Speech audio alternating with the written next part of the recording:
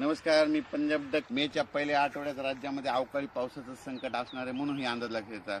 काय झालं की राज्यात सांगायचं झालं तर मेच्या पहिल्या आठवड्यात काय होणार आहे, गुजरात, इकडं मध्य प्रदेश, इकडे छत्तीसगड, इकडे कर्नाटक, तेलंगणा आणि इकडं आंध्र प्रदेश या भागामध्ये मेच्या पहिल्या आठवड्यात पाऊस पडणार आहे. त्याच्यामुळे आपल्या महाराष्ट्रामध्ये सीमालगत म्हणजे गुजरातच्या बाजूला उत्तर महाराष्ट्रात नंदुरबार, धुळे त्यामध्ये मेच्या पहिल्या आठवड्यात तिकडे तुरळक अवकाळी पावसाची शक्यता आहे. वारं पाऊस असणार म्हणून त्यांनी लक्षात द्यायचं.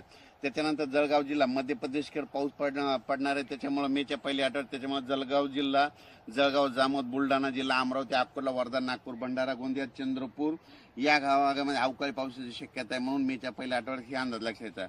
त्याच्यानंतर तेलंगणात देखील अवकाळी पाऊस पडणार आहे मेच्या पहिल्या आठवड्यात. त्याच्यामुळं तेलंगणाच्या सीमालगत नांदेड, धर्माबाद, त्याच्यानंतर नायगाव नरसी या भागामध्ये, त्याच्यानंतर देगलूर, सगरोळे या भागामध्ये अवकाळी पावसाची शक्यता आहे म्हणून त्यांनी देखील लक्षात द्यायचं. त्याच्यानंतर कर्नाटक भागामध्ये अवकाळी पाऊस असल्यामुळे त्याच्यामुळं सातारा, सांगली, सोलापूर, धाराशिव, त्याच्यानंतर लातूर जिल्हा, परभणी जिल्हा, बीड जिल्हा, हिंगोली जिल्हा या भागामध्ये अवकाळीचं म्हणजे संकट असणार आहे म्हणून हे लक्षात द्यायचं. त्याच्यानंतर कोकणपट्टीमध्ये देखील मेच्या पहिल्या आठवड्यात अवकाळी पाऊस असणार आहे. त्याच्यामुळे पश्चिम महाराष्ट्रात तुरळक ठिकाणी अवकाळी येणार आहे. 3-4च्या नंतर राज्याचं वातावरण खराबच होणार आहे म्हणून हा अंदाज लक्षात.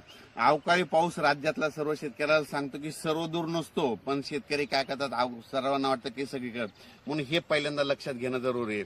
तर हे मान्सून पूर्व पाऊस असणार आहे म्हणून हे लक्षात येतं. आणि हा मान्सून यावर्षी तर सर्व शेतकऱ्याला एक परत यातून अंदाज देणार आहे.